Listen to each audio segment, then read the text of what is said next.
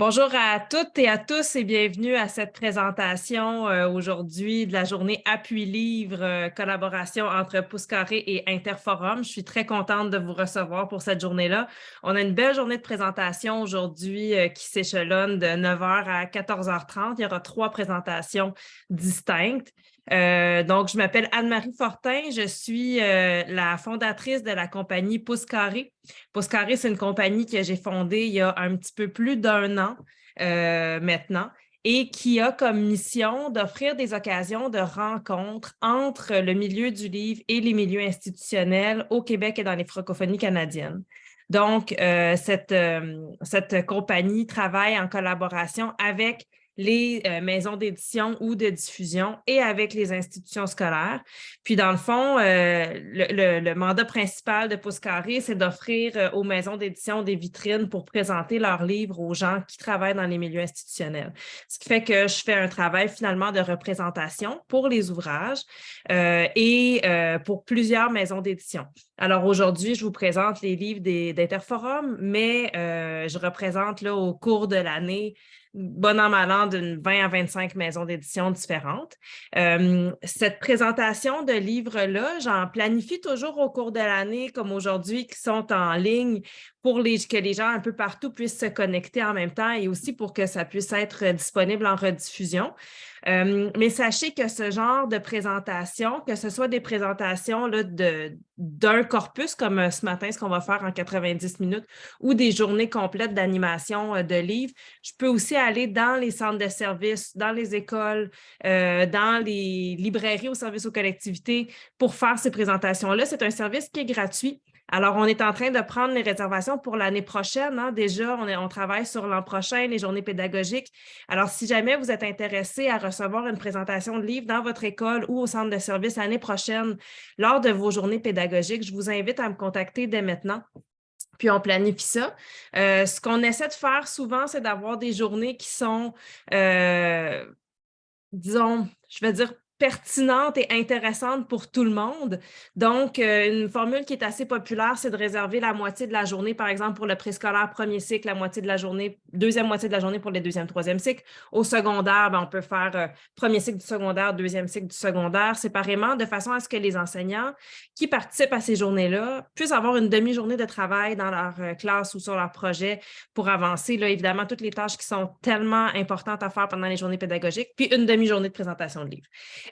Puis, des fois, il y a des personnes qui restent toute la journée parce que ça fait partie de leur travail ou parce que ça les intéresse. Alors, je vous invite à me contacter si ça vous intéresse, bien sûr. Donc, parmi aussi les autres activités de Pouce Carré, on fait de la présentation, des animations en classe, on fait de la formation sur mesure aussi. On est souvent dans les congrès ou les colloques pour donner des formations pour lesquelles là, le contenu a été monté indépendamment des différents éditeurs avec lesquels on travaille. Donc, il y a vraiment de la création de contenu. Donc, si vous êtes aussi en train de travailler sur vos programmations de congrès et de conférences pour l'an prochain, je vous invite à me contacter si ça vous intéresse d'avoir ce genre de présentation. Aujourd'hui, donc, entrons dans le vif du sujet de notre présentation d'aujourd'hui. On va découvrir l'immense corpus de livres de la maison de diffusion Interforum. Alors, Interforum, c'est une maison de diffusion qui fait la diffusion des titres pour énormément de maisons d'édition et ce sont majoritairement des maisons d'édition européennes.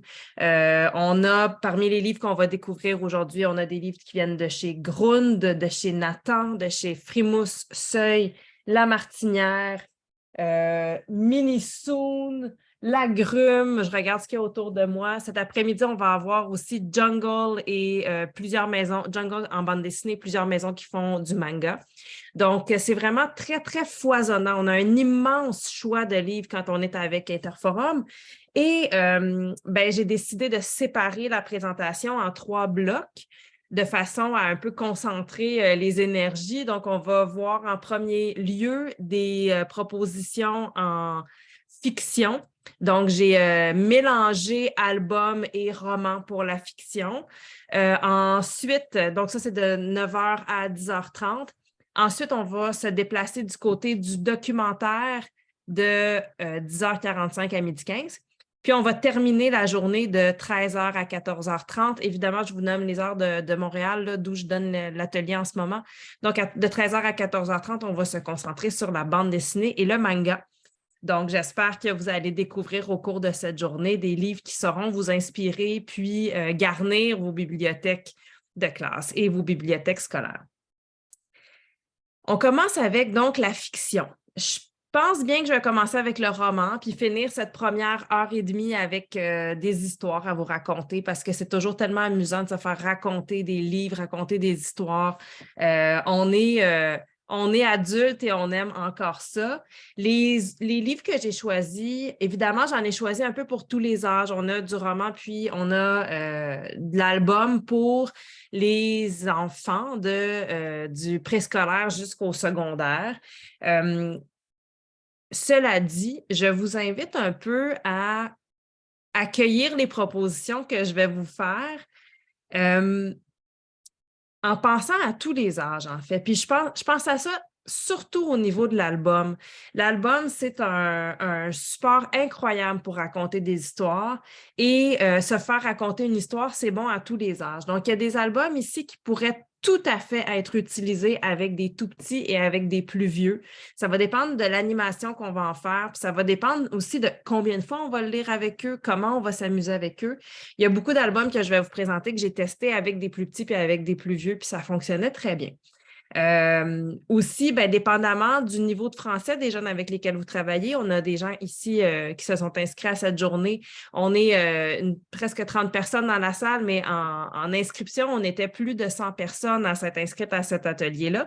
Il y a beaucoup de gens qui écoutent les ateliers en rediffusion avec les nouveaux accès qu'on a aux rediffusions. C'est assez populaire maintenant. Donc, on a beaucoup de gens qui viennent de partout au Canada. Donc, ça se peut que vous travaillez en milieu d'immersion, ça se peut que vous travaillez en milieu francophone minoritaire, ça se peut que vous travaillez aussi en milieu francophone, mais avec des classes de francisation. Donc, il y a des livres là-dedans que j'ai testés en milieu d'immersion. La semaine dernière, j'ai passé toute la semaine en Alberta. J'ai rencontré les enfants des classes d'immersion de la maternelle à la 12e année du conseil scolaire Elk Island Public Schools. Alors, j'ai testé les livres avec eux, puis il y en a plusieurs, je vais pouvoir vous mentionner là, que ça fonctionne bien dans certains milieux d'immersion, puis à certains âges. Donc, je pense que ça pourra être de bonnes recommandations aussi pour vous à ce moment-là.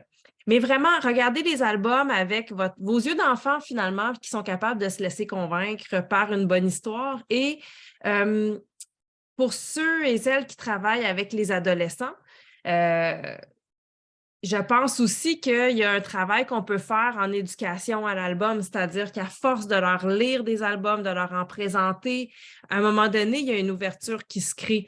Ça se peut que la première fois que vous présentiez un album à un groupe d'ados, ils vous disent « Ah, ben là, hein, c'est bien trop jeune pour nous. » Mais à force de s'en faire lire, je sais que tous les ados ne parlent pas comme ça, là, mais bon, à force de s'en faire lire, à force de s'en faire raconter, ben, les adolescents, ils vont s'ouvrir un peu aussi à ce plaisir-là qu'on a la chance souvent de retrouver un peu plus tard là, à l'âge adulte.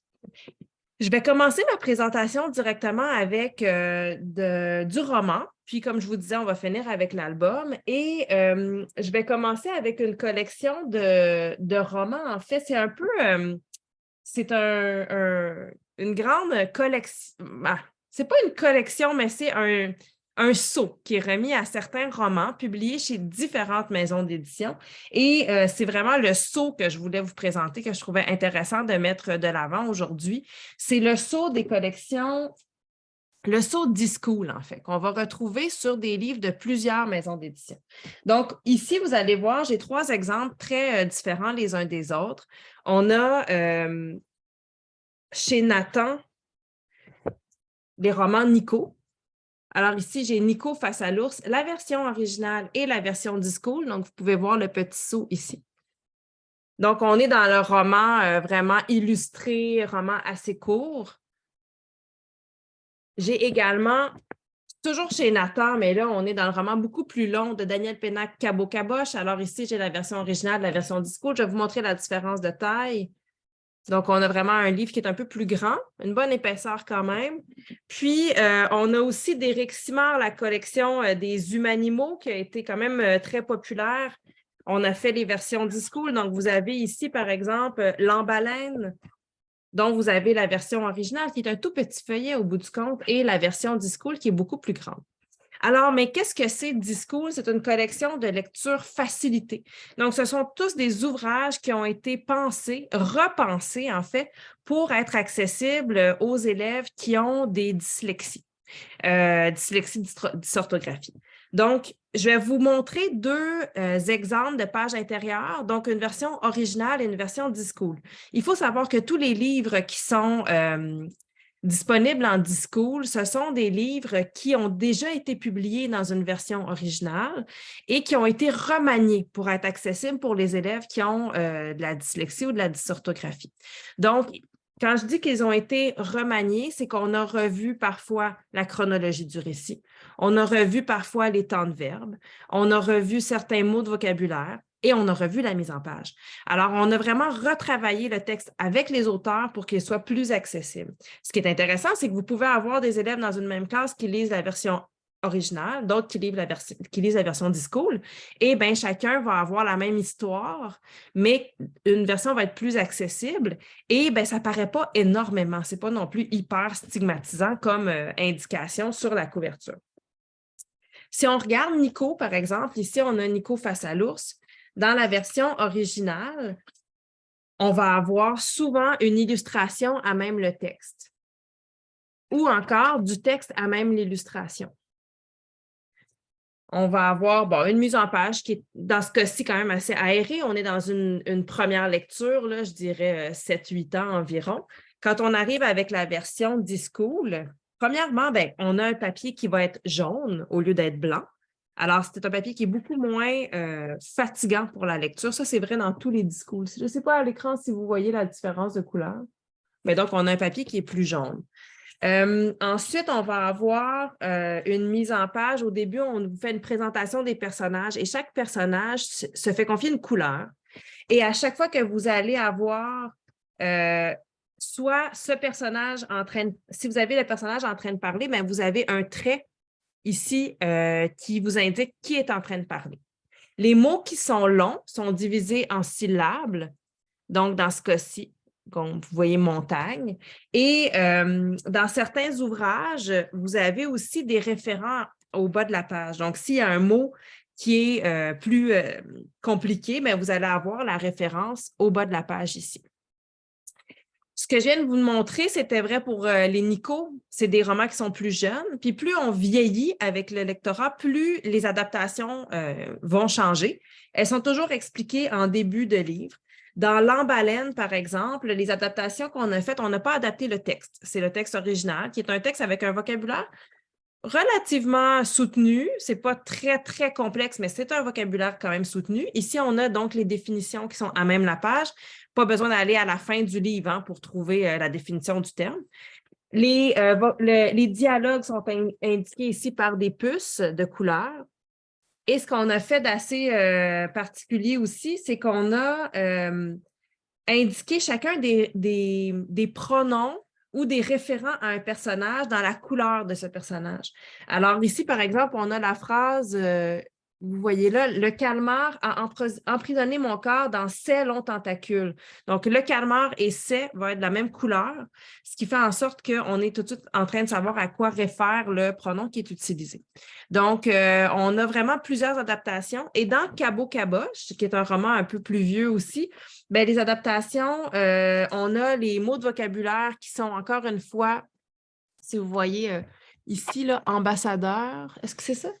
Admirateur, pardon, le mot admirateur, on voit qu'il y a deux graisses différentes, donc deux couleurs différentes pour le mot. Donc, on a veillé à séparer les syllabes aussi. Donc, on a plusieurs adaptations comme ça. D-School, en fait, c'est comme un sceau qui est donné à des livres qui ont été adaptés. On peut donc retrouver ces livres-là dans différentes maisons d'édition. Vous aviez Nathan, vous aviez aussi Syros avec L'Emballène. À la fin des présentations, là, ce que je vais faire, c'est que je vais vous envoyer, dans le fond, les bibliographies. D'ailleurs, je vais glisser la bibliographie de l'atelier actuel dans la conversation. J'oublie à chaque fois de faire ça. Donc, je vais vous envoyer les bibliographies. Et je vais vous envoyer aussi là, la liste des titres qui existent en D-School. On a une liste complète là, de titres qui existent déjà. Ça peut vous donner une idée des différents ouvrages qui sont disponibles en ce moment. Il y en aura sans aucun doute pour les jeunes avec lesquels vous travaillez. Est-ce qu'il y en a ici qui connaissaient D-School, qui sont habitués de travailler avec cette collection-là? J'essaie de voir vos réactions. Là, c'est pas, je ne peux pas voir tout le monde en même temps. Mais si quelqu'un veut en parler, si vous êtes habitué de travailler avec la collection et que vous voulez en parler, je vous invite à prendre le micro. Sinon, ben, on continue tout simplement. Est-ce qu'il y a quelqu'un qui voulait prendre la parole? Marie-Josée dit « Une belle collection que je ne connaissais pas. » Ah ben ça, quand on fait découvrir des choses aux participants, c'est exactement ce qu'on essaie de faire. Kate disait « Je ne connais pas cette collection, c'est intéressant pour les élèves avec des difficultés d'apprentissage. » Absolument, c'est une collection qui va être super pertinente pour les élèves avec des difficultés d'apprentissage. Les adaptations sont faites en collaboration avec un organisme qui s'appelle Mobidis en France, qui est une société spécialisée en dyslexie et en accessibilité cognitive. Donc, c'est pensé, là, toutes les adaptations ont été faites de façon réfléchie. Mais c'est aussi une collection qui est très appréciée dans les milieux d'immersion, les milieux où on a un apprentissage de la langue aussi. Même les NICO 10 pour les jeunes qui apprennent à lire, qui sont en train d'apprendre à lire, c'est quand même, il y a un support à la lecture qui va être très intéressant. Et c'est le fait que ce soit un texte qui est plus aéré, qui est plus facile à lire, quand on est en apprentissage d'une langue aussi, ça va être un bel avantage.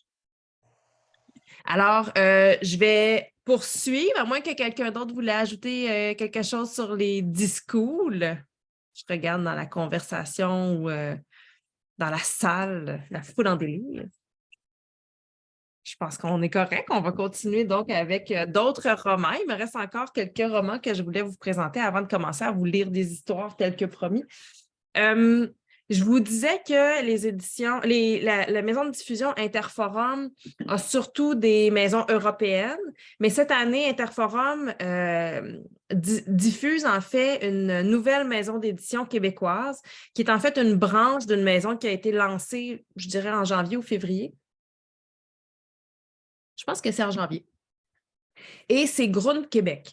Alors, la maison d'édition Grund a lancé une branche québécoise, comme plusieurs maisons européennes le font. Et Grund Québec, maintenant, a ses bureaux là, à Montréal, travaille avec des créateurs québécois. Ils ont là, une équipe qui travaille ici sur le terrain. Puis, ils ont lancé jusqu'à date du documentaire, de l'album et du roman. Donc, on aura l'occasion de voir, ils ont 4 titres si mes informations sont bonnes jusqu'à maintenant. Et tout récemment, ils ont lancé donc leur premier roman. C'est un roman d'Audrey Archambault qui s'appelle Capitaine le Gourmand. Puis comme vous voyez, hein, vous reconnaissez probablement le logo en haut ici. Donc, c'est un roman qui est fait en collaboration avec la SPCA de Montréal et donc, chacun des romans vendus là, va soutenir la SPCA.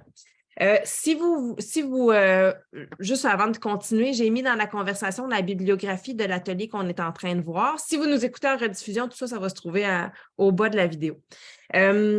Et dans la bibliographie, vous allez pouvoir trouver chacun des livres, sont classés par ordre alphabétique de titre. Et si vous cliquez sur chacun des livres, vous arrivez sur la fiche lelibraire.ca. Vous pouvez avoir toute l'information sur ces livres-là. Vous pouvez vous faire un panier d'achat directement à partir de lelibraire.ca également pour vous procurer ces livres-là dans les librairies avec lesquelles vous travaillez déjà là, dans vos centres de services si vous êtes au Québec. Puis, si vous êtes hors Québec, vous pouvez faire toutes vos commandes via lelibraire.ca en choisissant la librairie à partir de laquelle vous commandez. Puis, vous pouvez encourager des librairies de Rimouski, de la Côte-Nord, du Saguenay-Lac-Saint-Jean quand vous êtes hors Québec puis que vous achetez. Vous pouvez acheter où vous voulez. Donc, ça vaut la peine des fois d'encourager des librairies. Puis, un petit truc qui fonctionne assez bien, c'est que quand vous faites votre panier sur lelibraire.ca, vous pouvez regarder la disponibilité des titres. Donc, regardez dans quelle librairie, admettons que vous avez choisi 10 livres, il y a une librairie qui en a déjà 9 en stock, si vous commandez à partir de cette librairie-là, vous avez des chances de recevoir votre commande plus rapidement. Donc, ça vaut la peine comme ça, puis ça vous fait encourager à chaque fois une librairie différente. Donc, je trouve que c'est une façon intéressante de planifier ces paniers d'achat. C'est un petit truc comme ça d'achat. Après ça, vous faites ce que vous voulez. Vous avez peut-être aussi des libraires locaux avec lesquels vous travaillez déjà. Donc, ici, je reviens à Capitaine Le Gourmand. Donc, comme je le disais, chaque livre vendu là, offre un pourcentage au refuge SPCA Montréal. Et l'idée derrière cette collection, qui est parce que c'est le premier tome d'une série, l'idée, c'est de vraiment mettre en scène des personnages animaux qui vont avoir à fréquenter le refuge de la SPCA. Dans Le Capitaine Le Gourmand, Audrey Archambault, qui a écrit plusieurs romans pour la jeunesse aussi avant d'écrire celui-ci, Audrey Archambault nous fait découvrir Capitaine. Capitaine, c'est un chien. Au début, on comprend que Capitaine a probablement été élevé dans une usine à chiens ou un lieu pas très, très bienveillant où on crée des animaux pour les vendre sur le marché. Je vous dis ça parce que Capitaine, il est dans sa cage avec ses frères et sœurs, il a faim, il a hâte d'avoir un repas, il a mangé le matin, mais il a mangé les portions de ses frères aussi parce qu'il avait trop faim, puis c'est l'heure du repas suivant, puis là, il est affamé. Le maître arrive, puis il n'est pas très poli, là, il n'est pas très gentil avec les chiens, il ne les traite pas bien. Donc, on comprend là, que c'est un milieu qui n'est pas un milieu sain pour un animal. Puis, Capitaine, à la première occasion, va réussir à s'enfuir. Au moment où il devrait là, embarquer dans la voiture pour aller être vendu à la ville, il va s'enfuir et il va être... il va voir des poubelles où il voudrait s'alimenter, puis il y a une dame qui va le rescaper devant les poubelles et l'amener à la SPCA. Et il va donc vivre ses premiers jours à la SPCA. Il va rencontrer d'autres personnages. Alors, parmi les personnages qu'il va rencontrer, il y a Steve le pigeon, avec son aile en train d'être soigné. Il y a Pépito, le vieux chien sage, qui attend l'attente d'une famille, et Pistache, le rat, qui est assez coquin et qui est capable de se faufiler un peu partout. Toute l'histoire, en fait, c'est l'histoire de Capitaine qui va arriver au refuge et qui va éventuellement être adopté par une famille. Mais toute l'histoire est aussi un prétexte à nous faire découvrir les activités de la SPCA, à sensibiliser les enfants sur les bons traitements qu'on doit réserver aux animaux, aussi le fait qu'on ne devrait pas abandonner les animaux. C'est une façon de nous faire réfléchir aussi au comportement animal.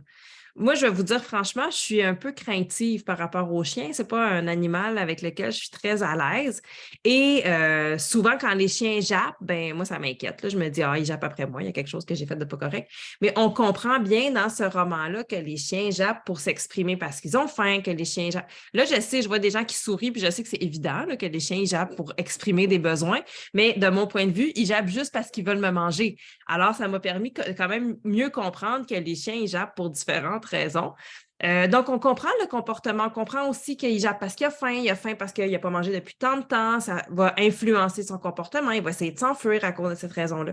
Donc, j'ai trouvé que c'était une belle incursion dans la psychologie canine.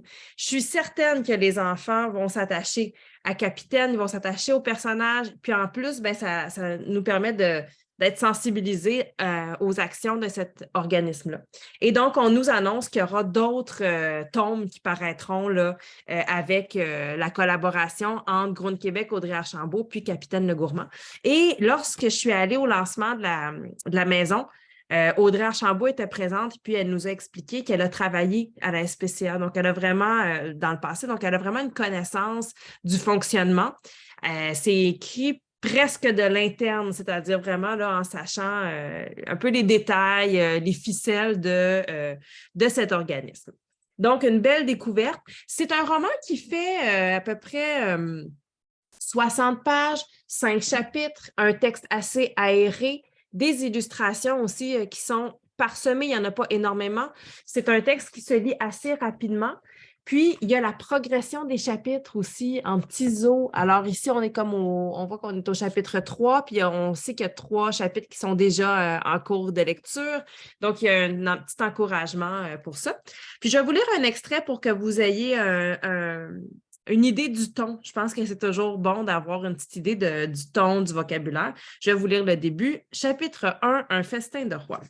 Puis là, regardez, il y a un petit peu de mise en page originale aussi. J'ai faim! Mon ventre gargouille. À l'intérieur, ça frétille, ça gigote. Bref, ça grouille. Ça, c'est un bruit d'estomac qui a faim. J'ai l'impression qu'une petite souris fait des pirouettes dans mon estomac. Pourtant, il est vide, complètement vide. Aussi vide que la gamelle qui traîne dans le coin de la cage. J'y ai léché toutes les miettes. Il ne reste plus rien. Pour manger, je dois absolument attirer l'attention des humains. J'ai trouvé comment y arriver, mais ça n'a pas été facile. J'ai essayé de faire les yeux doux, raté. Tendre ma patte droite, toujours raté. Tendre ma patte gauche, échec total. La seule chose qui fonctionne à presque tous les coups, je m'approche de la porte de la cage, je m'assois et j'aboie le plus fort possible. Je vais mourir de faim! Donc, vous voyez, ça vous donne un peu une idée du ton. Puis ensuite, on a des pages où il n'y a pas d'illustration, mais toujours une mise en page qui est assez dynamique. J'aurais envie de faire un lien. Je ne sais pas si vous allez trouver que mon lien est très, très pertinent, mais si vous connaissez la collection des humanimaux d'Éric Simard, par exemple avec, je ne l'ai pas pris dans mes mains, L'Embaleine aussi. Je vous ai parlé de la collection Discool rapidement tout à l'heure, mais les humanimaux, je pense que ce sont aussi des romans qui pourraient attirer l'attention des lecteurs qui ont envie d'avoir des lectures courtes. Donc, c'était le cas avec Capitaine Le Gourmand. Et Capitaine Le Gourmand, on est avec des animaux qui sont dans un refuge. Puis avec les humanimaux, on est avec des enfants à moitié animaux, qui sont dans un centre comment ils l'appellent, le centre des humains génétiquement modifiés. Donc, ils sont dans une espèce de centre où ils habitent, certains y étudient, d'autres étudient dans des écoles à l'extérieur. Ils sont quand même très contrôlés dans ce sens-là. Ils ont envie d'en sortir, ils ont envie de découvrir une autre vie. Par exemple, dans L'Embaleine, la jeune fille qui est à moitié humaine, à moitié baleine, parce qu'elle a été génétiquement modifiée, avant sa conception. Dans L'Embaleine, elle va faire des rêves. Ces rêves vont lui amener à découvrir le visage d'une femme. Elle va se faufiler dans les corridors de l'école pour entrer dans le bureau de la directrice, fouiller dans son dossier personnel à elle-même. Dans son dossier, elle va découvrir que cette femme qu'elle voit en rêve, c'était sa mère. Puis elle va réussir à s'enfuir du centre. En fait, non, c'est pas vrai. Elle va réussir à avoir une entrevue avec les gens qui l'auraient créée. Et cette rencontre-là va lui permettre d'apprendre ses origines, comment elle a été créée. Elle va découvrir que sa mère était une grande défenseresse des espèces marines, notamment des baleines, qu'elle a disparu en mer et qu'elle avait légué à la science ses cellules pour qu'un jour soit créé un humain hybride entre les cétacés et les humains. Et c'est comme ça que cette jeune fille est née après le décès de sa mère. Et puis, elle va donc retrouver un peu l'essence de qui elle était, puis sa liberté. Fait que c'est des romans complètement différents, mais je trouve qu'il y a quelques thématiques quand même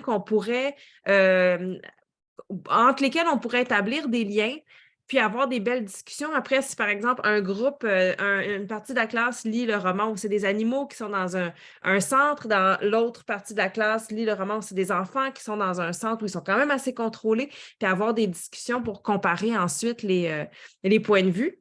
Les humanimaux, ce que je trouve intéressant aussi, c'est que c'est quand même accessible à différents âges. Les plus jeunes vont être intéressés à voir à découvrir les personnages moitié humains, moitié animaux. Si, par exemple, avec l'Enfant, il y a plusieurs enfants qui ont regardé la série Sweet Tooth, qui ont beaucoup aimé cette série-là sur Netflix, ils vont trouver un lien avec l'Enfant. Donc, il va y avoir un intérêt pour l'espèce d'hybridité entre l'animal et l'humain, le côté fantastique, le côté scientifique aussi. Puis les plus vieux peuvent vraiment avoir une réflexion sur le sort qu'on réserve aux animaux et aux humains. Je pense qu'il y a vraiment des réflexions plus vieilles.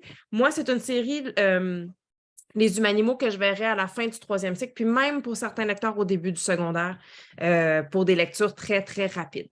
Donc, ça vous donne quelques idées comme ça ici. J'ai encore 2 romans que j'aimerais vous présenter. Et là, on tombe dans les romans qui vont être vraiment adéquats pour des élèves du secondaire. C'est 2 romans que j'ai vraiment beaucoup appréciés, que je tenais vraiment à présenter. Il y a peut-être des gens à qui j'ai déjà eu la chance de les présenter, mais c'était important pour moi de les présenter à nouveau. Le premier roman s'appelle « De l'autre côté de l'eau ». C'est un roman d'Élisabeth Acevedo, publié aux éditions Nathan. C'est un gros roman. Hein, on a 450 pages environ ici. Donc, ouais, 450 pages, c'est un roman assez épais. C'est une traduction aussi de l'espagnol. Ça a été écrit à la base en espagnol. L'écrivaine habite aux États-Unis, elle est d'origine dominicaine. Mais regardez aux pages intérieures. Ben, c'est un roman qui est écrit en vers libre.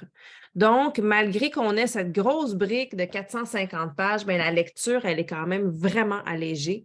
Les pages sont très aérées, très espacées, mais ça n'en fait pas un roman qui est nécessairement jeune. Là. On a quand même une histoire qui est, je dirais, universelle, mais qui va intéresser les adolescents à partir du début du secondaire. Je dirais peut-être environ secondaire 2. Alors, de l'autre côté de l'eau, ça nous raconte l'histoire de deux jeunes filles. On a une narration alternée, donc le point de vue de l'une suivi du point de vue de l'autre. Les deux jeunes filles qu'on suit. Camino, elle vit en République dominicaine, c'est une adolescente. Son père habite aux États-Unis, travaille aux États-Unis et il vient passer l'été avec elle en République dominicaine à chaque année. Donc, au début du roman, elle attend l'arrivée de son père avec impatience. Elle va le chercher à l'aéroport et au moment où elle est à l'aéroport en train d'attendre son arrivée, eh bien, il y a un message et elle apprend que l'avion de son père s'est abîmé en mer, qui est tombé dans l'eau. Son père est mort. En parallèle, on a l'histoire de Yahaira. Yahaira, c'est une adolescente à peu près du même âge qui habite à New York, aux États-Unis. Elle, son père vient de la République dominicaine. Et à tous les étés, son père s'en va passer l'été en République dominicaine pour renouer avec ses racines. Puis son père part pour la République dominicaine. L'avion s'abîme en mer. Son père meurt. Et très, très rapidement dans le récit, on va se rendre compte que c'était le même père qui avait une double vie, donc une vie en République dominicaine l'été, puis une vie à New York l'hiver. L'hiver, le reste de l'année, en fait. Les deux jeunes filles ignorent que leur père avait une double vie, donc les deux jeunes filles ignorent qu'elles ont une demi-sœur. Comment vous pensez qu'elles réagissent? Évidemment, c'est un choc qui n'est pas vraiment un choc heureux pour commencer. Déjà, elles sont en deuil. Et puis ensuite, ben là, d'apprendre qu'il y a quelqu'un d'autre avec qui elles partageaient leur père d'une certaine façon, ça va créer toutes sortes de conflits. La technologie aujourd'hui, on apprend qu'on connaît quelqu'un dans un autre pays, quelques clics sur les réseaux sociaux, sur les groupes de recherche, puis les pages de recherche, puis on arrive à trouver la personne. Alors, les deux jeunes filles vont se retrouver très rapidement, s'écrire sur Messenger ou quelque chose d'équivalent. Et, évidemment, Camino, qui est en République dominicaine, son rêve à elle serait d'aller vivre et étudier aux États-Unis parce que c'est le rêve américain, finalement. C'est là-bas qu'on a une promesse d'une vie meilleure. Et Yahaira, ben, elle, ses origines sont en République dominicaine, alors elle rêve de découvrir ce pays d'où elle vient, qu'elle n'a jamais pu visiter. C'est vraiment pour elle comme une trahison d'apprendre qu'il y a une jeune fille qui a le privilège de découvrir ces racines-là dès son enfance. Alors, elles vont avoir chacune une forme de jalousie qui va se développer entre les deux. C'est un roman qui est très touchant. C'est un roman qui va beaucoup parler aussi des inégalités sociales, des injustices entre les classes sociales. Camino, on apprend à un certain moment que le père de Camino en République dominicaine payait un homme pour qu'il laisse Camino tranquille parce que c'est le proxénète des filles qui vont dans les resorts. Et le père ne voulait pas que Camino soit recruté. Alors, à partir du moment où le père est mort, ben, cet homme a la voie libre. Il essaye de recruter Camino. Donc, on va se rendre compte vraiment des différentes réalités de part et d'autre. Yahaira, elle a une amoureuse qui est sa voisine.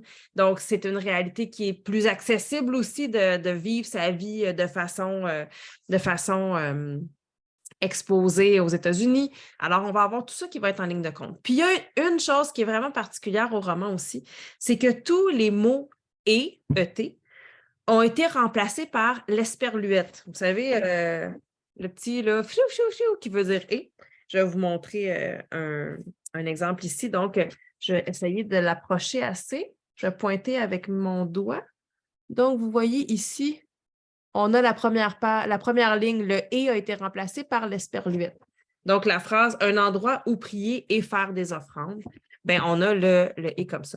Puis au début, on se demande un peu pourquoi. Tu sais, pourquoi ils ont remplacé tous les « et » par des esperluettes. Puis honnêtement, à un moment donné, je me suis dit, coudonc, c'est quoi cette affaire-là? C'est un peu paresseux, tu sais, d'une certaine façon. Ou c'est-tu pour faire jeune? Mais en fait, il y a un moment où on va réaliser que c'est un choix qui a été fait pour... parce qu'il y a un sens à ça. Je ne vous dirai pas c'est quoi le sens, bien sûr, il faut lire le livre pour le découvrir.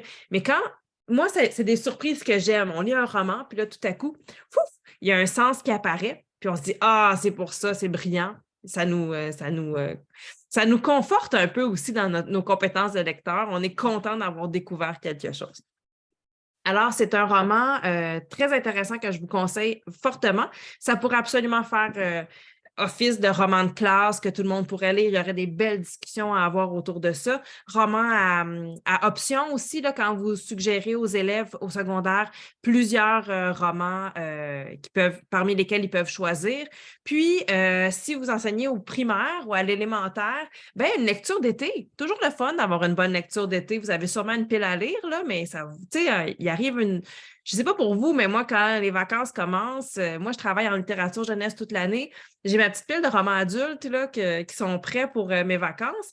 Bien, si vous êtes avec les petits, vous avez peut-être votre pile de romans pour ados aussi qui est prête pour les vacances parce que c'est le fun à lire des romans pour adolescents. Donc, vraiment, c'est une lecture que je vous conseille personnellement. Et la prochaine aussi. Alors là, la prochaine, c'est vraiment cette année un de mes plus grands coups de cœur. Je l'ai recommandé à plusieurs personnes qui l'ont lu et qui étaient très impressionnées aussi. Donc, je vous le conseille abondamment. C'est un roman de Stéphanie Leclerc, publié chez Syros, qui s'appelle Grand Passage. Alors, Grand Passage, c'est, bien, premièrement, je ne sais pas ce que vous en pensez, mais moi, je le trouve magnifique. Là. Je trouve que la couverture est absolument réussie. Il est attrayant. C'est un roman, tu sais, pour les lecteurs qui fait 330 pages, un texte assez dense. Là. Donc, on est dans un roman classique, assez traditionnel. Mais c'est une magnifique histoire. Je vous dirais que je lis énormément, bien sûr, et d'être surprise, je dirais d'être soufflée par une fin de roman, de faire « Oh! J'ai jamais vu venir ça, ça m'arrive pas très souvent. » Et là, ça, c'est un roman qui m'a vraiment étonnée. La fin m'a laissé... Il y a 2 punchs à la fin. Évidemment, je ne vous les dirai pas. Il y en a un, OK, je pouvais le voir venir. Et le deuxième, c'est là tout le brillant de ce roman. Alors, on est avec Loris. Loris, c'est un jeune garçon.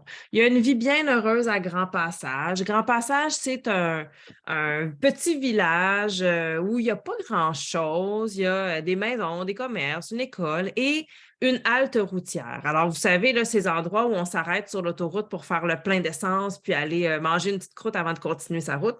Il y a une halte routière. C'est comme les portes de la Mauricie, là, ça, pour les personnes qui font la route entre Montréal et Trois-Rivières. C'est un peu comme s'il y avait les portes de la Mauricie. Ou le Madrid 2.0. Donc, pour ces références, je ne sais pas s'il y en a qui veulent nous donner vos références locales, mais vous voyez donc la halte routière, de ce que je veux dire. Sa mère travaille à la halte routière. En Europe, souvent, il y a un horaire, il peut arriver qu'il y ait un horaire où l'école, il n'y a pas d'école le mercredi après-midi. Il peut y avoir d'école des fois le samedi matin, mais pas le mercredi après-midi. Donc, les mercredis après-midi, Loris a l'habitude d'aller à la halte routière, rejoindre une de ses amies et ils font leurs devoirs ensemble, ils font leurs études, leurs 2 mères travaillent là, ils voient leur mère. Bon, tout va bien. Loris, c'est pas un adolescent... c'est pas un adolescent tourmenté. Puis il comprend pas vraiment non plus pourquoi les autres font des crises d'adolescence. Il trouve ça un petit peu, limite un peu niaiseux. Tu sais. Alors, Loris, depuis qu'il est petit, il a une particularité qui a gardé pour lui, bien sûr. Imaginez si vous aviez cette particularité, peut-être que vous la garderiez pour vous aussi. C'est qu'il voit des fantômes d'insectes morts, comme une coquerelle écrasée. Tu sais, mettons, il y a une coquerelle qui passe, on l'a écrasée. Elle n'a plus tout à fait sa fraîcheur de jeunesse, la coquerelle. Bien, lui, il voit le fantôme de cette espèce d'insecte écrasé mort dans sa classe. il y a une mouche qui vole avec une aile cassée. Là, ben lui, il la voit, mais il sait que les autres ne la voient pas parce qu'il dit si les autres la voyaient, il y a quelqu'un qui l'aurait tué. Donc, il les voit comme si c'était des vrais animaux, mais il sait que ce sont des fantômes d'insectes morts. À un moment donné, devant chez lui, à tous les matins, commence à passer un cerf. Je reviens avec la page couverture ici. Commence à passer un cerf devant chez lui. Puis il ne sait pas trop. Il se dit, est-ce que c'est un vrai cerf ou si c'est un fantôme?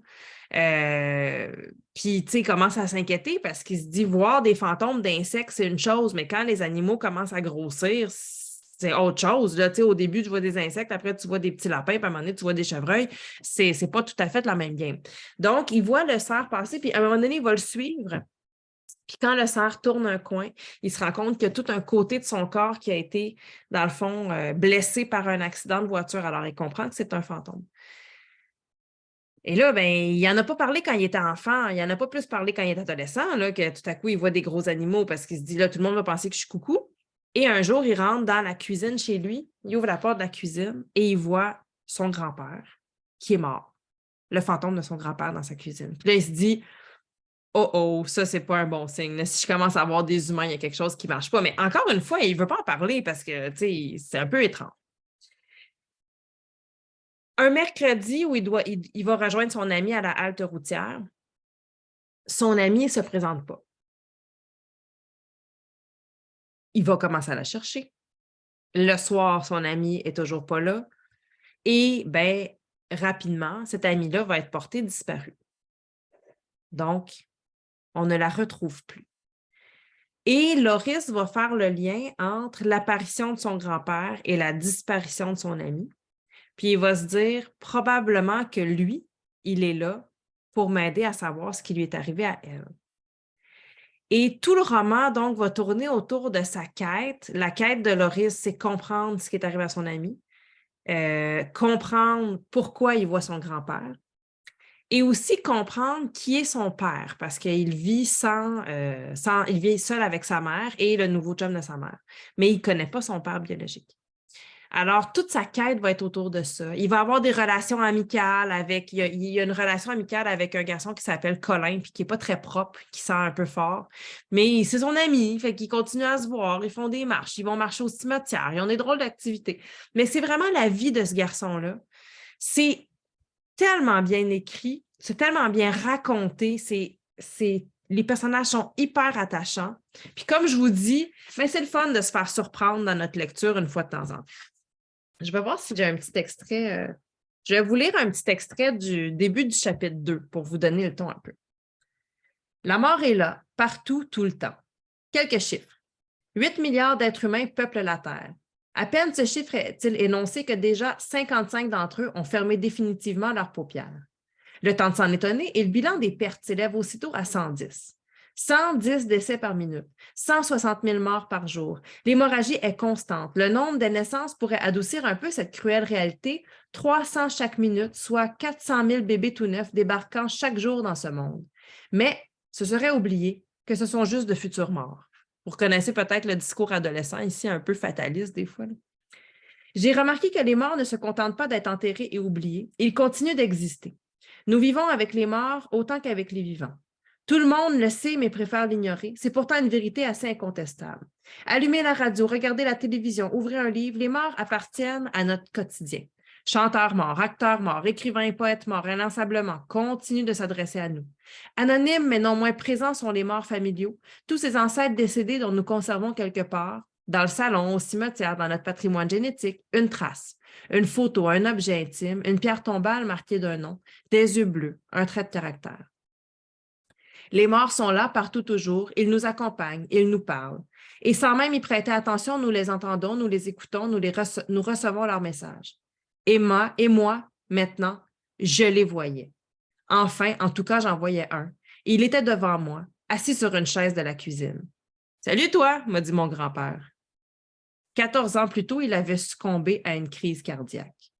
Alors, ça vous donne un peu le ton. Il y a des passages qui sont, là, j'ai choisi un passage qui est un peu plus intense, hein, ça va peut-être correspondre à l'intensité de certains adolescents, mais il y a des passages qui sont vraiment plus rigolos et joyeux. C'est une histoire quand même, hein, n'oublions pas qu'il y a une jeune fille disparue, puis une enquête pour savoir ce qui est arrivé. Donc, c'est une histoire où il y a des propos aussi, je pense que ça vaut la peine de le lire avant de le faire lire aux adolescents pour s'assurer de ne pas brusquer certaines sensibilités.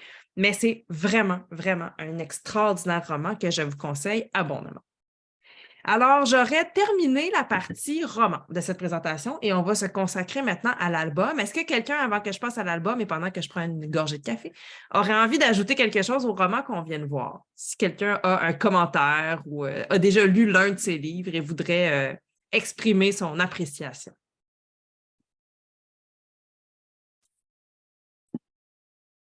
Pas de commentaires jusqu'à date. On va continuer donc avec la présentation des albums. Ah, Sylviane Dubé nous dit, c'est sûr que je vais lire les deux. Ah, mais oui, là, votre pile, je vous avertis, là, c'est pas une journée économique. La pile va augmenter aujourd'hui. Mais je suis contente de savoir que les résumés vous ont convaincu, ça me fait plaisir. Alors, je vais continuer avec l'album pour tous les âges. J'ai choisi quand même plusieurs livres aujourd'hui qui permettent de jouer avec l'objet, des livres qui, en études littéraires, quand j'étais en études littéraires, on appelait ça du métatexte là, ou de la métalittérature, donc des livres qui parlent des livres, qui parlent de leur propre sujet ou qui nous font jouer avec les livres. Et dans ces cas-là, les livres qui sont un peu, qui ont un propos sur leur propre existence, ben, je trouve que c'est des livres qui peuvent s'adresser à tous les âges. Souvent, le fait qu'on est en train de jouer avec le support, ben, ça fait en sorte qu'on peut les lire à différents âges. Je vais vous lire pour commencer. Il y en a peut-être que vous allez déjà connaître et souvent, ben, c'est parce qu'il y a une nouvelle édition qui vient de sortir ou encore un nouveau tome qui est sorti. Je vais commencer avec une série qui s'appelle « Il était une fois ». C'est de Philippe Jalbert. Vous avez ici « Il était une fois un roi et une raie ». Puis, il était une fois le petit chaperon roux. Alors, est-ce que vous connaissez l'histoire du petit chaperon rouge? J'imagine que vous connaissez l'histoire du petit chaperon rouge. Il était une fois une petite fille tout de rouge vêtue que tout le monde appelait le petit chat botté. Un jour, sa grand-maman lui dit sa maman lui dit, « Mère Grand est malade, porte-lui ce petit pot de beurre et une gazelle. » Donc, évidemment, en présence, souvent, les gens complètent avec la phrase. Le premier, les enfants vont dire « Le petit chaperon rouge ». Puis après ça, mais l'idée, quand on anime un livre comme celui-ci, c'est de retarder la révélation puis de laisser les enfants parler. Donc là, vous allez dire le début du prochain mot et là, eux vont essayer de trouver des mots qui commencent avec cette syllabe-là. Sur le chemin, le petit chat botté rencontra le grand mécano. Il lui dit, « Pour aller chez Mère Grande, tu vas passer par ici et moi par là. » Sur le chemin, le petit chat botté en profita pour cueillir un bouquet de marmites et courir après un beau papy. Oh oui, on court après le papy. Pendant ce temps, le grand mécano galopa aussi vite qu'un chewing-gum et arriva le premier chez Mère Grand. Elle lui dit, « Pour ouvrir la porte, tire la chenille. » Stop! La chenille? C'est vraiment n'importe quoi. C'est vraiment n'importe quoi. On reprend depuis le début et on fait attention à ce qu'on raconte. Alors là, c'est vraiment le livre qui nous parle. Il était une fois une petite fille, tout de rouge vêtue, que tout le monde appelait le petit chaperon rouge. Un jour, sa maman lui dit, « Mère Grand est malade, porte-lui ce petit pot de beurre et une galette. » Sur le chemin, le petit chaperon rouge rencontra le grand méchant loup. Il lui dit, « Pour aller chez Mère Grand, tu vas passer par ici et moi par là. » Sur le chemin, le petit chaperon rouge en profita pour cueillir un bouquet de marguerites et courir après un beau papillon. Pendant ce temps, le grand méchant loup galopa aussi vite qu'un cheval et arriva le premier chez Mère Grand. Elle lui dit, pour ouvrir la porte, tire la chevillette et là-bas, et la boxeuse! Ben non, je rigole, c'est une blague. Allez, on reprend. Oh, ben mince alors, c'était la dernière page du livre. Moi, j'arrête ici. À toi de continuer avec tes crayons, ta peinture et tes pins. Gouin. Alors, hein, des livres comme ça qui nous surprennent un peu par le vocabulaire, bien évidemment, ça va faire rigoler les enfants. Vous pouvez animer ça.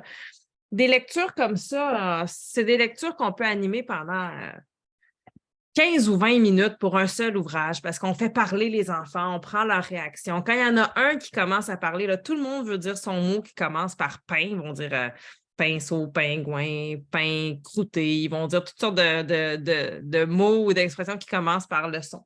Et bien, quand vous avez un roi et une raie, ben, c'est un peu le même principe. Donc, il y était une fois, il y a très longtemps, dans un grand chapeau. Un grand chapeau? Mais qu'est-ce que c'est que cette histoire? C'est n'importe quoi. Donc, vous avez comme ça, encore une fois, là, le même principe d'ouvrage qui vient nous déjouer. Dans le Chaperon rouge, il y a le grand méchant loup. Et le grand méchant loup, c'est un personnage qui est très, très important dans la littérature jeunesse, qui revient souvent. Puis des livres sur les loups, il en existe des tonnes. Est-ce qu'il y en a ici qui ont des collections de livres sur les loups? J'ai rencontré des gens en Alberta qui avaient des collections de livres du Petit Chaperon rouge. Alors, bien sûr, ils se sont précipités sur celui-ci. Donc, mais il arrive qu'il y a des gens qui font des collections de livres qui mettent en scène le loup. Déjà, ça vous fait un réseau incroyable là, pour animer 1 an de livres avec vos élèves, d'avoir tous ces ouvrages-là où les loups sont importants. Dans la littérature jeunesse, on trouve des loups qui sont gentils, on trouve des loups qui sont méchants, on trouve des loups qui sont niaiseux. Ça, il y en a quand même beaucoup aussi. Hein? Je pense que déjà, on est en fin d'année, mais la prochaine année, vous êtes sûrement déjà en train de penser à la prochaine année. Commencez une année avec en essayant de faire inventer des loups différents à vos élèves, puis après ça, essayer de retrouver ces loups-là dans la littérature jeunesse, ça pourrait faire un très beau projet d'année. Donc, un va inventer un loup qui est très méchant, mais là, on va lire plein de livres pour trouver le livre où il y a le loup le plus méchant. Un qui a inventé un loup qui est très niaiseux, ben, on va lire plein de livres et essayer de trouver le livre où il y a le loup le plus nono. Et ben, j'en ai un, évidemment, à vous proposer, un livre où il y a un loup et ça s'appelle Attention, il y a un loup dans ce livre. Alors déjà, hein, on vous met en garde, c'est à vos risques et périls. C'est un livre de Anne de Rennes. Attention, cher lecteur, il y a un terrible loup dans les bois de ce livre. Si vous vous y aventurez, c'est à vos risques et périls. Écoutez mes conseils, soyez sages, refermez ce livre et évitez d'en tourner les pages. C'est ça. On s'arrête ici. Le livre nous dit de le fermer. Donc, on arrête là. Moi, je dis que c'est trop dangereux. Là, j'imagine que vous voulez que je continue quand même, là, parce que, évidemment, c'est sûr que dans une présentation Zoom, vous n'êtes pas vraiment en danger. Parce que si le loup sort vraiment du livre, c'est moi qui vais manger. Donc, je comprends que vous vouliez que je continue, mais ça se peut que vous soyez soumis à des images de dévoration de la part d'un loup qui vienne m'attaquer, mais à vos risques et périls. Je vous aurais prévenu. Ah, je vois que vous ne m'écoutez pas. Pourtant, je vous déconseille de continuer par là. Tremblez, tremblez, il y a de quoi avoir des frissons. Ça bouge derrière le buisson. Et si vous continuez, vous allez tomber nez à nez avec le grand et le terrible crapaud. Quack, quack, quack. Ouais, c'était pas aussi épeurant qu'on pensait. Hein? Vous l'avez échappé belle pour cette fois, mais refermez ce livre si vous voulez préserver vos doigts.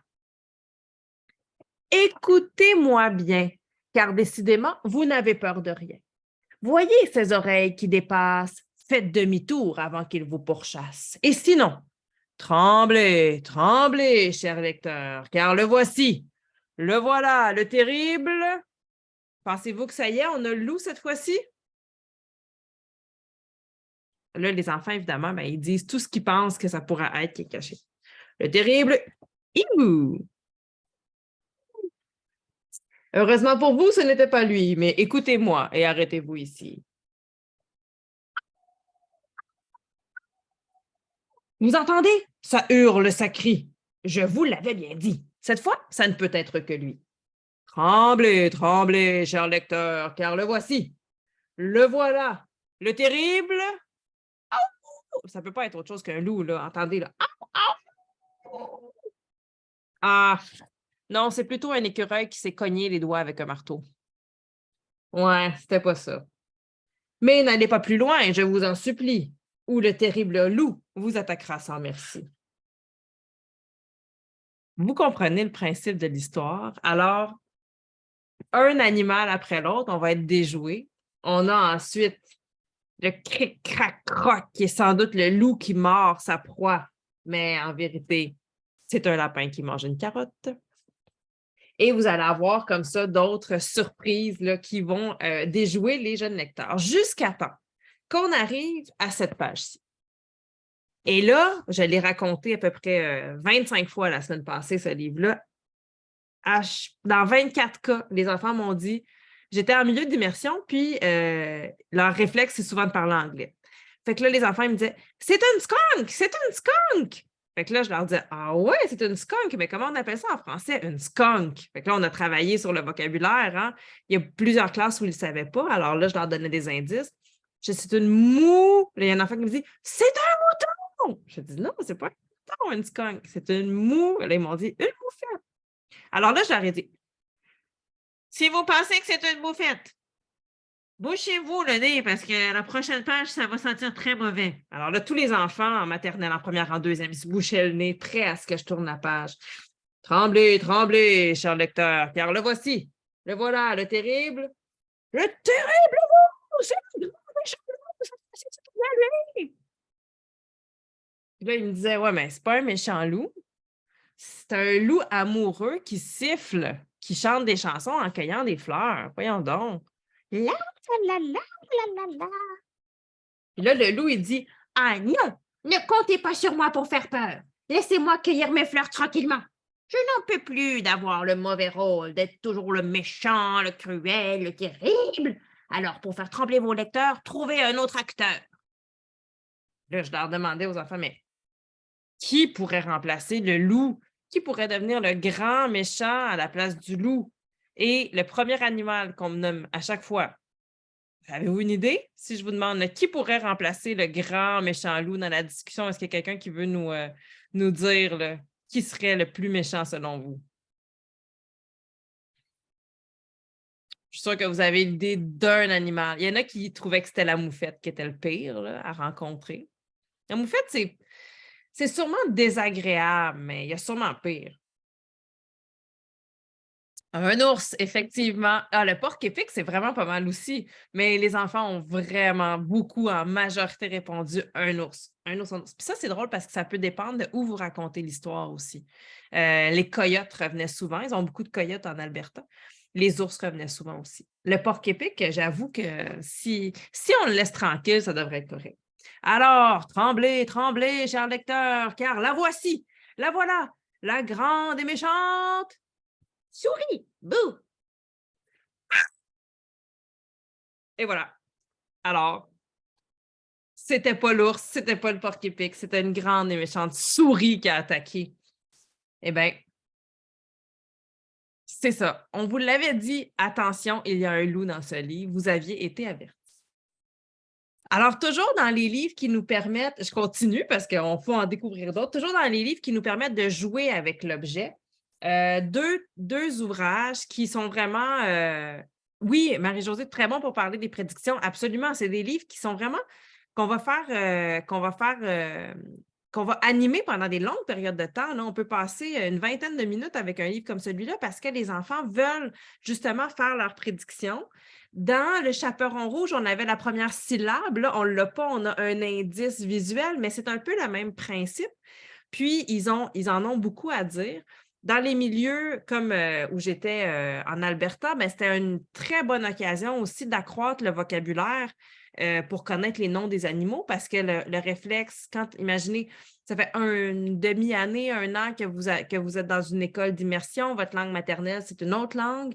Donc, c'était vraiment une façon de développer le vocabulaire autour des animaux, puis de faire des phrases complètes aussi. Puis la ritournelle aussi, tremblez, tremblez, cher lecteur, car le voici, le voilà, le grand et méchant. Avec des lecteurs plus avancés, on peut leur faire répéter, on peut le faire dire tout le groupe en même temps. Donc, il y a vraiment une participation qu'on peut faire de ce point de vue-là aussi. Et bien, autre livre qui pourrait faire parler des prédictions, je pense qu'on pourrait l'utiliser pour ça aussi, mais qui est un livre qui est vraiment un exercice de style pour pousser à l'extrême chacune des particularités de l'écriture et du livre comme objet. Ben ce sont les 2 livres, le livre qui ne voulait pas être lu et le livre qui ne voulait vraiment pas être lu. Alors, ces 2 livres-là peuvent absolument se lire indépendamment l'un de l'autre. Ce n'est pas une suite. C'est écrit dans les 2 cas par David Sundin. Et ben, c'est comme si, après le succès du premier, on a décidé d'en faire un autre et de trouver d'autres astuces pour jouer avec le livre. Donc, c'est vraiment complémentaire. Vous allez avoir de nouvelles astuces. D'ailleurs, j'ai envie de vous lire le deuxième, qui est le livre qui ne voulait vraiment pas être lu. Je le trouve vraiment magnifique, ce livre. Les illustrations, le graphisme est extraordinaire. Alors, le livre qui ne voulait vraiment pas être lu. Puis là, ici, on a une note. Je vais vous donner un tuyau. Choisissez un autre livre. Je crois vraiment que celui-ci est trop difficile pour vous. Je ne le prendrai pas mal, promis. C'est chez Robert Laffont et c'est traduit du suédois par Anna Postel. Il était une fois un enfant qui voulait qu'une grande personne lui lise une histoire. Or, l'enfant avait choisi un livre magique et farceur qui ne voulait vraiment pas être lu. C'était un livre abracadabrantesque qui jouait des tours à ses lecteurs. Et c'était justement le livre que vous tenez entre vos mains. Alors, accrochez-vous bien. Ça démarre sur les chapeaux de roue. À vos marques? Pas tout de suite. Prêt? Attendez. Partez! Tout d'abord, le livre se termina. Eh oui, toutes les bonnes choses ont une fin. La fin, the end. Voilà, le livre est fini, déclara la grande personne. Super bouquin! Un peu court, non? Qu'est-ce que tu veux faire maintenant? Et là, l'enfant dit, ben, il reste plein de pages, continue. Vraiment? Et s'il se passait quelque chose d'effrayant, se lamenta la grande personne. Non, fit l'enfant, ne t'inquiète pas, continue à lire. Hey! Le livre a mordu la grande personne. Vilain livre. Mordre, c'est interdit. Le livre essaya de grignoter un peu l'enfant, mais la grande personne le tenait bien fort pour l'en empêcher. Hic, croc, croc. La grande personne dut caresser le livre et lui dire gentil, gentil. Et finalement, le livre promit d'arrêter de mordre, à condition que la grande personne s'engage à chuchoter un mot sur 2 et à crier un mot sur 2. Chuchoter, crier. Cela rendait la lecture très saugrenue. La grande personne trouvait cela difficile de lire un livre qui ne voulait pas être lu. Là, vous avez perdu le contrôle de la classe. Rendu là, c'est sûr qu'il n'y a plus rien qui fonctionne, mais les enfants ont du plaisir. Alors, ça, c'est sûr que ça se passe bien. Ensuite, pour continuer à lire, il faut faire un labyrinthe. Ensuite, il fallut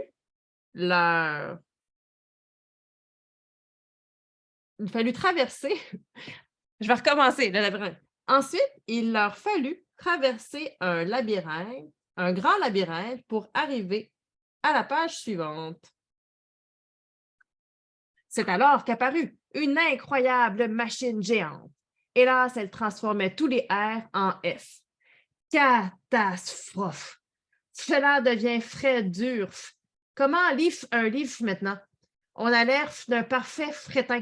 Et si on voulait dire qu'on mangerait bien une tarte à la crème ou une farcine à la marmelade d'orange, c'est le gros bavard. L'enfant éclata de rire. À fête! À fête de fif tout de suite, dit la grande personne. Allez, fourne la page. Et là, ainsi de suite, ainsi de suite. Vous allez avoir une panoplie de surprises, des monstres, des parties de l'histoire où il faut lire avec des images qui remplacent des mots. Vous allez avoir le livre qui devient un chapeau. Bref, on joue avec tout l'objet. Ce sont des livres là, où on se dit que le créateur, il s'est installé. Puis là, il a fait la plus grosse tempête d'idées du monde pour trouver tout ce qu'on pourrait faire de folichon avec un livre. Puis, il l'a inclus ici. Moi, ce que je vous conseille, c'est d'en choisir un des deux, d'avoir les deux sous la main, mais d'en choisir un. On en prend un, on l'explique aux jeunes, on le lit, on le présente. On peut même présenter, comme je vous ai fait, juste quelques pages où on a donc des jeux qui ont été faits avec le livre comme objet. Puis après ça, on lance les enfants dans leur propre créativité. Puis on leur demande à eux de trouver comment on pourrait jouer avec le livre comme objet. Qu'est-ce qu'on peut faire avec le livre? Avec les plus petits, on peut axer vraiment la recherche sur ce qu'on peut faire avec le livre comme objet. Ça peut devenir une maison, ça peut devenir un chapeau, ça peut devenir un frisbee. On peut faire ce qu'on veut avec le livre. Demandez-leur de ne pas le lancer dans la classe. Ce ne serait pas prudent.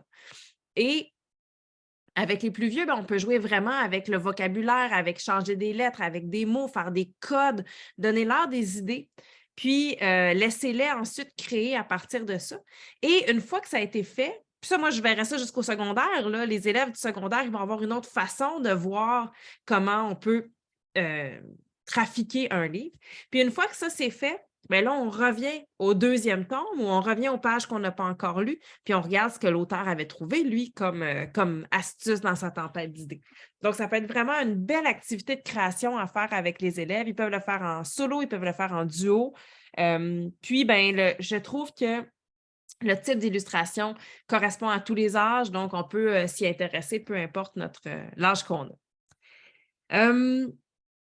Toujours dans je vais regarder l'heure. J'avais d'autres livres qui nous permettent de jouer avec l'objet, mais je vais juste vous les montrer parce que je voudrais vous présenter d'autres ouvrages aussi. Vous connaissez sans doute les gloutons. Alors ici, on a Glouton, le croqueur de livres, et j'ai aussi Glouton au pays des contes. Je sais qu'il existait deux autres ouvrages aussi de Glouton. Glouton, c'est un petit personnage qui est un croqueur de livres. Alors, il aime entrer dans les livres. Il est tellement vorace qu'on le tient en cage, sauf que la cage peut s'ouvrir et Glouton peut s'enfuir. Et quand Glouton s'enfuit, il a la fâcheuse tendance de dévorer les pages. Je vais vous montrer ici. Donc, on peut dévorer les pages pour entrer dans la bibliothèque. Et une fois que Glouton est entré dans la bibliothèque, il va aller dans différents contes. Donc, à l'intérieur du livre, on a un livre, par exemple ici, de Boucle d'or et les trois ours. Et quand Glouton entre dans un conte, il y fout la pagaille. Alors, c'est vraiment de découvrir des contes classiques. On a Boucle d'or et les trois ours, il y a le petit chaperon rouge, Jack et le haricot magique. Vous en avez trois autres qui sont dans Glouton au pays des contes. Dans Glouton au pays des contes, on va découvrir, je vais revérifier, le vilain petit canard. On va avoir aussi Cendrillon, puis Bré-Bré, petite étoile, qui est un recueil de berceuses. Donc, on est vraiment là avant de se coucher, puis c'est le même principe. Donc, c'est vraiment un peu comme les livres qui ne veulent pas être lus. C'est vraiment un concept qui a été élaboré pour un premier livre. On a vu que les jeunes adoraient ça, puis on en a fait des nouvelles versions. Donc, ça se lit indépendamment les uns des autres. Il y a trop de choix, puis le temps file si vite. Bon, je vais y aller avec, je vous ai parlé tout à l'heure de Grund Québec. Alors, il y a aussi une nouveauté en album du côté de Grund Québec. C'est un grand album qui s'appelle Petite loutre en cavale de Lucie Rose Lévesque, illustré par Lucille Lesueur. Et c'est un livre donc, qui va être adéquat dans ce cas-ci pour les plus petits. On va être vraiment au préscolaire, même au début du première année, peut-être avec un livre comme celui-ci. Puis, regardez, On s'en ferait une tapisserie, hein? Il me semble que je verrais une chambre pour enfants avec une belle grande tapisserie comme ça. Les pages de garde, c'est toujours très attrayant.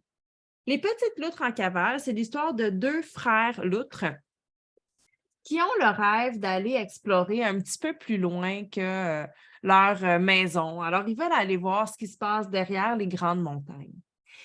Et on va suivre, dans le fond, leur périple pour aller découvrir ce qui se passe derrière les grandes montagnes. Puis rapidement, on va se rendre compte qu'en fait, les deux petites loutres ont fait une grande aventure, mais elles ne sont pas allées très loin. On peut, on peut le lire de deux façons. Ça peut être leur aventure imaginaire, comme un enfant qui joue va imaginer qu'il est sur un bateau puis qu'il est un pirate. Ou ça peut être que quand on est un enfant, des fois, juste marcher vers le coin de la rue, c'est une grande, grande expédition. On a l'impression que c'est très loin. Donc, on peut le lire des deux façons. Puis moi, j'aime ça quand il n'y a pas de bonne réponse, hein. Les deux façons sont aussi valides l'une que l'autre. Ce qui est intéressant dans cet ouvrage-là, c'est que vous avez en même temps un chiffrier de 1 jusqu'à 15. Alors, au début, on vous dit « il était une fois » et vous avez le « une » qui est un petit peu plus gros. Il était une fois des jumeaux un peu trop curieux. Maxence était le plus aventureux. Léandre était plutôt du genre à imiter tout ce que son frère faisait. La personnalité des deux garçons, deux, était différente de bien des façons, mais leur similarité, c'était leur curiosité. Elle était surdimensionnée et rendait la vie de leurs parents très mouvementée. Autres comme trois pommes, les petites loutres avaient grandi dans un endroit féerique, au creux d'une vallée aux allures magiques. Entre les arbres coulait une rivière bien active qui leur permettait de s'amuser et de se prélasser sur la rive. Et ainsi de suite, on va compter jusqu'à 15. Les parents ont eu 4 enfants. Ils veulent aller voir ce qui se passe derrière les 5 montagnes. Alors, vous voyez qu'on peut vraiment compter avec les enfants là, pour faire le tour des chiffres. Leur maman, ils partent en randonnée en apportant un repas qui est 6 bleuets, constitué de 6 bleuets. Sur leur route, ils vont voir 7 lapins, 7 bébés lapins. Ils vont aussi trouver 8 pierres précieuses. Ensuite, ils vont découvrir 9 morceaux de lune. Et là, ben, ici, on est avec des lucioles, hein, les petits morceaux de lune étincelants. Et ainsi de suite jusqu'à 15. Donc, leur découverte va les amener à compter. Donc, c'est un livre qui peut être aussi utile pour développer le plaisir de se faire raconter une belle histoire, une histoire d'aventure. Ceux qui font l'école de la nature, c'est une belle histoire pour partir à l'aventure aussi. Imaginez que vous allez après ça en forêt ou marcher dans la nature avec les jeunes, puis vous les mettez au défi de trouver un objet d'une certaine sorte, 2 d'une autre sorte, 3 d'une autre sorte, etc. Vous pouvez leur faire une liste, trouver un caillou, 2 feuilles, 3, etc., etc. Je vais m'arrêter parce que je n'ai pas d'inspiration ce matin. Mais bref, donc faire une liste de choses à trouver. Ça peut être même les objets qui sont dans l'ouvrage, entendre le chant de 4 oiseaux différents, etc., etc. Et ben, c'est aussi une histoire qui permet d'aborder la numératie, de compter. Moi, je me verrais vraiment lire cet ouvrage-là, puis après ça, aller faire une petite randonnée en forêt pour trouver des objets aussi. C'est le principe aussi des enfants qui ramassent des petits trésors. Ah, ça me fait penser à quelque chose. C'était pas prévu, là, mais il y a aussi un livre qui est diffusé par Interforum, qui est publié aux éditions Lagrume. Et ça aussi, je l'ai animé avec les tout petits en Alberta parce que il y avait l'enjeu du vocabulaire hein, qui était très présent, puis ça les a tellement amusés. Et c'est cette idée-là d'aller à la cueillette de petits trésors dans la nature. Je vais vous dire franchement, là, moi, faire des randonnées avec ma fille, elle a 6 ans, bientôt 7, mais ça n'a pas toujours été facile parce qu'à 4 ans, 5 ans, la motivation pour marcher dans la forêt, elle peut être moyenne. Alors souvent, ce que je faisais, c'est que je prenais des livres où on voit bien la nature. On aura du documentaire qui sera inspirant cet après-midi pour ça. Puis dans ces livres-là, ben, je trouvais, avec elle, on faisait une liste d'objets qu'on pourrait trouver dans la nature. Puis là, on partait faire notre randonnée avec notre liste en main, puis on cochait les petits trésors qu'on avait trouvés. Mais regardez ici, j'ai un livre qui s'appelle « Les petits trésors du loup ». Et c'est un loup qui fait sa quête de petits trésors un peu partout en se promenant dans la nature et dans les parcs et dans la maison. Donc, vous avez le loup ici. Celui-là, il n'est pas dans la bibliographie parce que je n'avais pas prévu vous le montrer aujourd'hui. Alors, vous avez le loup et on nous montre à chacune à chacun des lieux qui est visité, l'objet que le loup va trouver. Donc, ici, par exemple, le loup a trouvé un lacet. Il le prend, il le met dans sa poche. À la prochaine page, il y a quelqu'un qui a joué avec mon livre avant moi. J'ai l'impression que ma fille est venue dans ma bibliothèque et qu'elle s'est amusée à déplacer les choses. À la prochaine page, il trouve un coquillage. Ensuite, des cailloux. Il va tout mettre ça dans sa poche. Et ainsi de suite jusqu'à la fin du livre. Puis ce que j'ai fait avec les élèves en classe, c'est qu'une fois qu'on avait terminé la lecture, on avait tous les objets qui étaient collés ici. Mais là, je leur disais, puis on était dans un contexte de francisation, alors des fois un lacet, un coquillage, c'est des mots que les enfants, je venais de leur apprendre. Alors une fois qu'on avait mis tous les mots ici dans la poche du loup, bien, il fallait revenir les placer aux bons endroits. Alors là, bien, il fallait retrouver quel objet allait à quel endroit en groupe, puis il devait me le nommer. Alors, le lacet, ben là, j'en ai qui m'ont dit c'est un lasso. Alors là, ben, on a pu dire, ah, on revient sur la prononciation, on va dire un lacet. Donc, c'est un livre, je trouve qu'avec les petites loutres, on peut vraiment là, préparer une belle sortie en nature avec ces deux ouvrages-là. Je vais poursuivre avec, ici, tiens, cet ouvrage aux éditions Nathan qui s'appelle Un précieux trésor. C'est de Kate Banks et Galia Bernstein. C'est un ouvrage, vous voyez ici la petite note à lire et à écouter. Donc, il y a une application qui s'appelle Nathan Live et il y a plusieurs des albums chez Nathan Live qui ont cette mention-là à lire et à écouter. Donc, vous téléchargez l'application. Avec l'application sur votre téléphone, vous scannez la couverture du livre et la version audio apparaît tout à coup.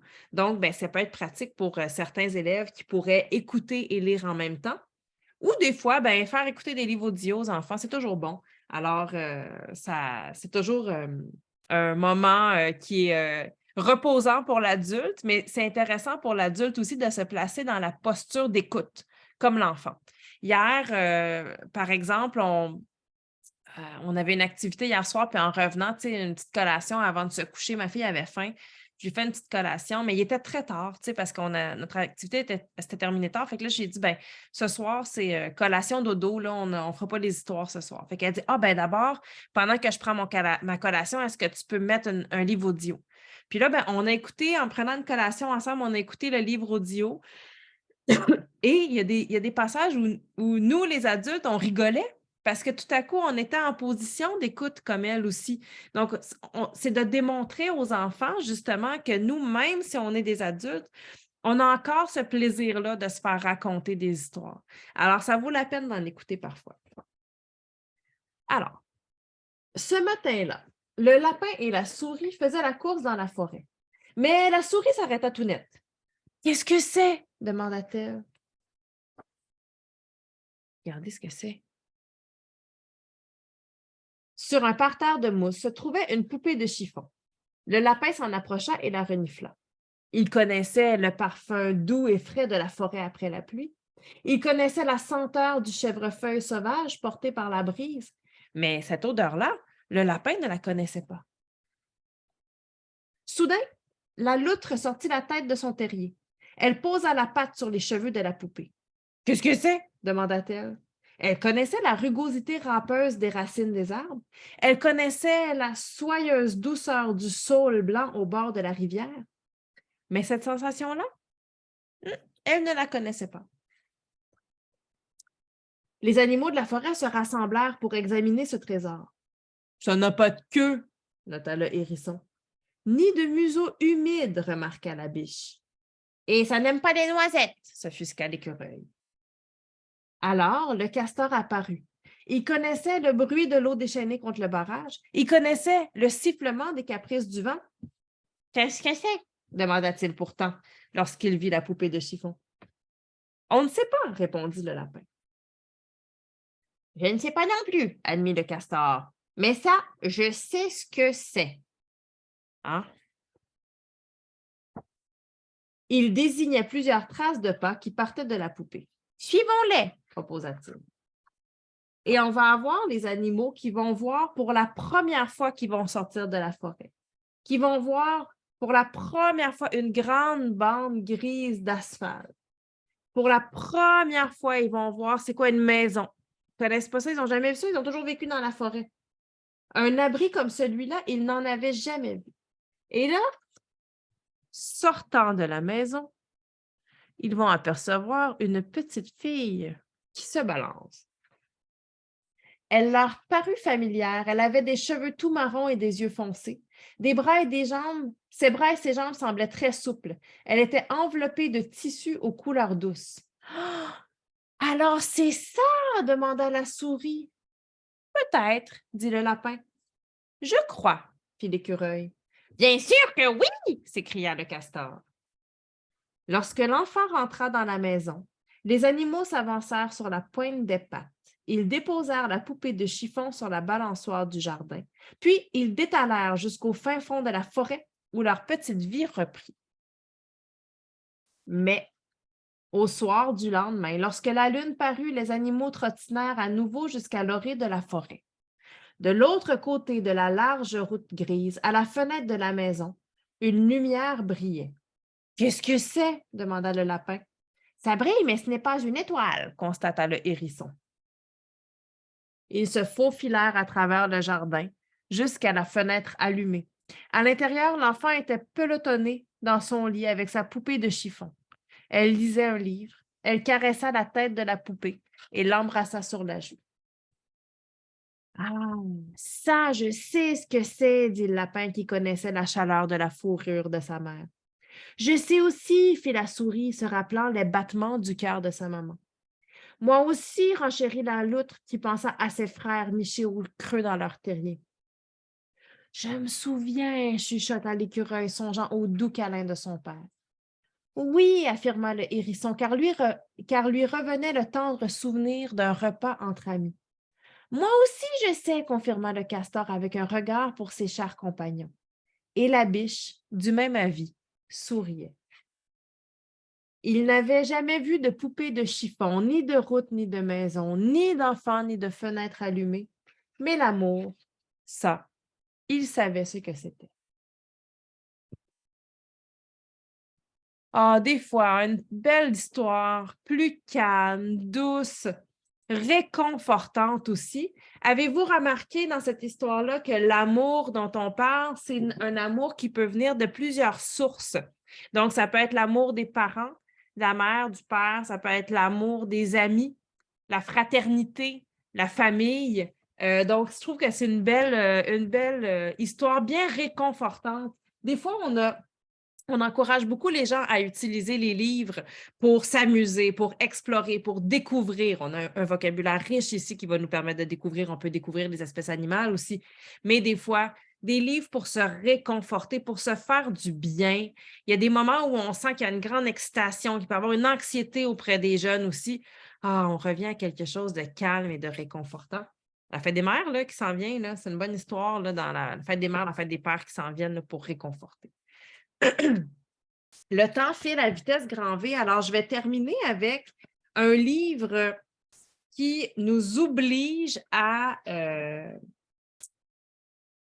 porter une grande attention à ce qui se passe dans les pages. Donc, un livre qui est vraiment un livre d'observation. Lire le texte, c'est toujours attrayant. Lire l'image, on apprend souvent énormément de choses dans une seule image. Ce livre s'appelle « Merveilleux voisins ». C'est de Hélène Lasserre et Gilles Bonotto. Alors, on commence avec une vue d'une maison de nuit. Tout est calme dans ce quartier tranquille, trop tranquille. Accoudé à une fenêtre, je guette un signe de vie. Ah, tiens, un vélo passe. On le voit ici. Le policier fait sa tournée, sa ronde habituelle, pendant que tous mes voisins sont chez eux. Qu'est-ce que je m'ennuie? Puis regardez qui nous raconte ça ici. Aujourd'hui, c'est lundi, il fait gris. Les enfants n'ont pas l'air d'avoir très envie d'aller à l'école. Tiens, Madame Bignolette balaie devant sa porte, ici, pendant qu'à l'étage, Mademoiselle Houppette-Rouspette, ici. Elle n'aime pas du tout que l'on batte un tapis au-dessus de ses fenêtres. C'est pas bientôt fini, toute cette poussière! Monsieur Tricotin, le mercier, a ouvert sa boutique et le policier, l'air sévère, s'assure que tout est en ordre. Alors, dans cet ouvrage-là, le jeune garçon va toujours être à sa fenêtre, bien, va être à sa fenêtre ou dans l'image, et va nous commenter une partie de l'histoire. L'histoire évolue, mais si on ne lit que le texte, on a juste une petite parcelle de l'évolution, parce qu'il y a plein d'autres personnages. Ici, on voit qu'il y a des élections qui s'en viennent. Ailleurs, ici, on voit la mercerie, on a une meilleure idée de ce que c'est. On voit les personnages qui parlent devant. On a des enfants qui s'en vont à l'école. Ensuite, si on continue, on a, regardez en haut, un personnage qui regarde la télévision, puis un autre qui prend sa douche.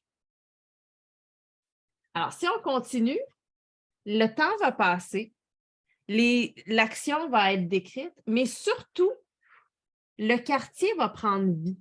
Et c'est vraiment, je trouve, c'est vraiment l'histoire d'un quartier qui était un peu morose, qui n'avait pas trop de vie, où les gens s'ennuyaient.